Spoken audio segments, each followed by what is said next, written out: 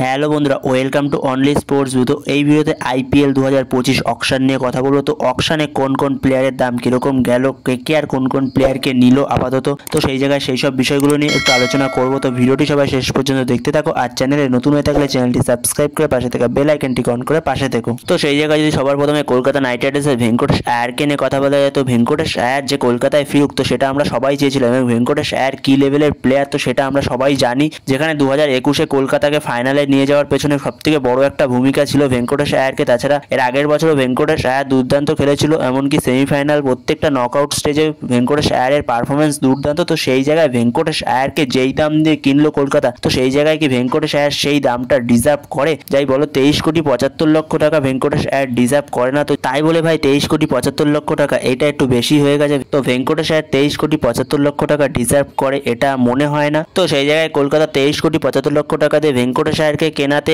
ভেঙ্কটেশ আয়ারকে নিল, কিন্তু সেই জায়গায় ফিল সল্টকে হারাতে হলো কলকাতার। যেখানে ভেঙ্কটেশ আয়ারকে এত দাম দিয়ে তোলার পরে জায়গাটা মেকআপ করেছে কলকাতা। যেখানে কুইন্টন ডিকককে নিয়েছে কলকাতা, যেখানে কুইন্টন ডিককে 3,60,00,000 টাকায় কেকেআর নিজেদের দলে ফিরিয়েছে। তো সেইখানে কুইন্টন ডিকক ভালো অপশন অবভিয়াসলি, কিন্তু সেই জায়গায় কুইন্টন ডিকক আর সুনীল নারিন দুজনেই বাহাতি হয়ে যাচ্ছে। তো সেই জায়গায় দুটোই লেফট হ্যান্ড কম্বিনেশন হয়ে যাচ্ছে, যেটা আগের বছর দেখা গেছিল ফিল সল্ট এবং সুনীল নারিনের মধ্যে রাইট আর লেফট কম্বিনেশন। তো সেইটা এই বছর পুরোই দুটোই লেফট হ্যান্ড কম্বিনেশন হয়ে যাবে। তো তাছাড়াও কলকাতা গুরবাজকে নিয়েছে 2 কোটি টাকায়। তো কলকাতা গুরবাজকে ফিরিয়েছে, এর জন্য খুবই খুশি। তো সেই জায়গায় গুরবাজকে তারা 2 কোটি টাকায় পেয়ে গেছে।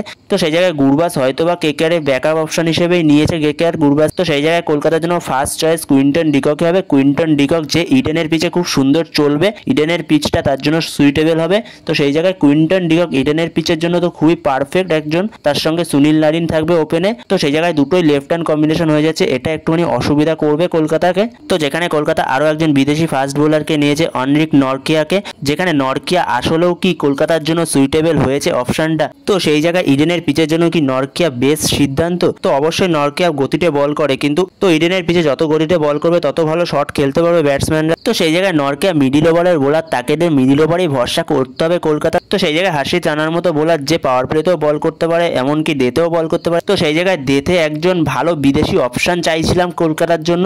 তো সেই জায়গায় যে ডেতে ভালো বল করতে পারবে, তো সেই জায়গায় দেখা যাক কলকাতা শেষ অবধি অকশনে এখনো পর্যন্ত কি করতে পারে, আরও কোনো ফাস্ট বোলার নেয় কিনা। তো সেই জায়গায় পুরো টিমটা তৈরি হোক, তখনই বোঝা যাবে কতটা ভালো সিদ্ধান্ত হয় কলকাতার জন্য নরকিয়া। তো তাছাড়াও কেকেআরের জন্য আরও একটা ভালো সাইনিং হলো আঙ্ক্রিশ রঘুবংশী, যাকে 3 কোটি টাকায় পেয়ে গেছে কেকেআর। তো আঙ্ক্রিশ রঘুবংশীকে আবারও কলকাতা ফেরালো। তো সেই জায়গায় কলকাতার মিডিল অর্ডারের ব্যাটিংও চলে আসলো, যেখানে আঙ্ক্রিশ রঘুবংশী এবং ভেঙ্কটেশ আয়ার। তো সেই জায়গায় এই আইপিএল 2025-এ সব থেকে বেশি দাম কে পেলো, মানে সব থেকে আইপিএল এর হাইয়েস্ট দাম এখনো পর্যন্ত কে পেলো? এর আগে সব থেকে আইপিএল এর হাইয়েস্ট দাম পেয়েছিল মিচেল স্টার্ক। তো কলকাতা নাইট রাইডার্স তাকে 24,75,00,000 টাকা দিয়ে কিনেছিল আগের বছর কলকাতা নাইট রাইডার্স। তো সেই জায়গায় এই বছর আইপিএল এ সেই রেকর্ড ভেঙে দিল ঋষভ পান্ত। তো ঋষভ পান্তকে লখনৌ সুপার জায়ান্ট 27 কোটি টাকা দিয়ে কিনলো। তো লখনৌ সুপার জায়ান্টের ক্যাপ্টেন হতে চলেছে ঋষভ পান্ত। তো সেই জায়গায় ঋষভ পান্তকে 27 কোটি টাকা দিয়ে কিনলো, যা আইপিএল এর রেকর্ড। আইপিএল এ এখনো পর্যন্ত সব থেকে বড় বিট, যেখানে 27 কোটি টাকা দিয়ে ঋষভ পান্তকে লখনৌ সুপার জায়ান্ট কিনলো।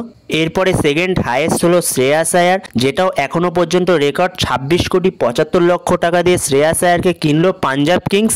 তো সেই জায়গায় পাঞ্জাব কিংসে শ্রেয়াস আয়ার গেল 26,75,00,000 টাকায়, যেটাও এখনো পর্যন্ত রেকর্ড। 26,75,00,000 টাকা দিয়ে শ্রেয়াস আয়ারকে কিনলো পাঞ্জাব কিংস। তো সেই জায়গায় পাঞ্জাব কিংসে শ্রেয়াস আয়ার গেল 26,75,00,000 টাকায়, এটাও এখনো পর্যন্ত আইপিএল এর সেকেন্ড হাইয়েস্ট বিট, যেখানে 26,75,00,000 টাকা দিয়ে পাঞ্জাব কিংস কিনলো শ্রেয়াস আয়ারকে। তাদের ক্যাপ্টেন হবে শ্রেয়াস আয়ারই। আর সেই জায়গায় আইপিএল এর এখনো পর্যন্ত হাইয়েস্ট থার্ড বিড হলো 24,75,00,000 টাকা, যেটা মিচেল স্টার্ক পেয়েছিল। কিন্তু এই বছর যদি হাইয়েস্ট বিটের কথা বলা হয় এখনো পর্যন্ত, সেটা হলো 23,75,00,000 টাকা, যেটা পেয়েছে ভেঙ্কটেশ আয়ার। কলকাতা নাইট রাইডার্স ভেঙ্কটেশ আয়ারকে নিয়েছে 23,75,00,000 টাকা দিয়ে, সেটা এখনো পর্যন্ত এই বছর আইপিএল এর থার্ড হাইয়েস্ট বিট। তাছাড়াও মোহাম্মদ শামি শেখ সানরাইজার্স হায়দ্রাবাদে গেল 10 কোটি টাকায়। ইউবেন্দ্র চাহালকে পাঞ্জাব কিংস কিনলো 18 কোটি টাকা দিয়ে। মোহাম্মদ সিরাজকে কিনলো গুজরাট টাইটান্স 12,25,00,000 টাকা দিয়ে। আর কেএল রাহুল সে দিল্লিতে গেল 14 কোটি টাকায়, দিল্লিরও ক্যাপ্টেন হতে চলেছে হয়তো কেএল রাহুলই।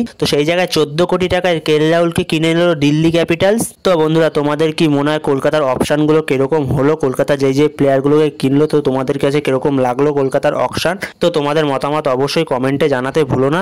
তাছাড়া প্রত্যেকটা টিম নিয়ে আলাদা করে ভিডিও আসবে পরে, কোন কোন প্লেয়ারকে কোন কোন টিম কিনলো, তো সেই জায়গায় আলাদা করে পরে ভিডিও আসবে এ বিষয়ে। তো তার জন্য অতি অবশ্যই চ্যানেলটিকে সাবস্ক্রাইব করে রেখো। তো বন্ধুরা এই ভিডিওতে এই পর্যন্ত। তো ভিডিওটি ভালো লাগলে অবশ্যই লাইক শেয়ার সাবস্ক্রাইব করতে ভুলো না। তো নেক্সট ভিডিওতে দেখা হচ্ছে, ততক্ষণের জন্য বাই বাই।